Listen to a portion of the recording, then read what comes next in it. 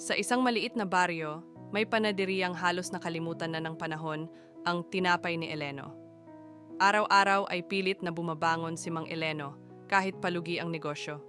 Sa kabila ng hirap, nananatili siyang matatag para sa nag-iisa niyang apo na si Rina. Isang gabi, matapos ang mahirap na araw, napansin niya ang kakaibang liwanag mula sa likod ng panaderya. Sa pagtataka niya, lumabas ang tatlong mumunting nilalang, mga duwende na tila nabigla rin sa kanilang pagkikita. Nagpakilala ang mga duwende, si Tibig, ang matapang, si Lumi, ang matalino, at si Gimo, ang masayahin at palaging swerte. Matagal na naming tinitirhan ang panaderyang ito, sabi ni Lumi, at napansin naming hindi ka sumusuko.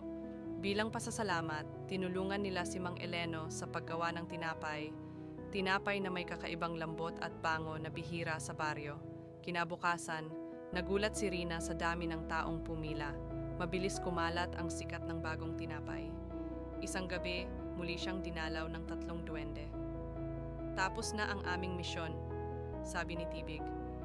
Natutunan mo nang maniwala sa sarili mo, dagdag ni Lumi. Nandito lang kami kung kailangan mo. At sa huling pagkakataon, kumaway si Gimo. Magpatuloy ka lang ka Eleno. At sila'y naglaho sa liwanag. Hindi kailanman mawawala ang pag-asa sa taong patuloy na nagsusumikap at may mabuting puso. Ang tunay na himala ay nagsisimula sa sariling tiyaga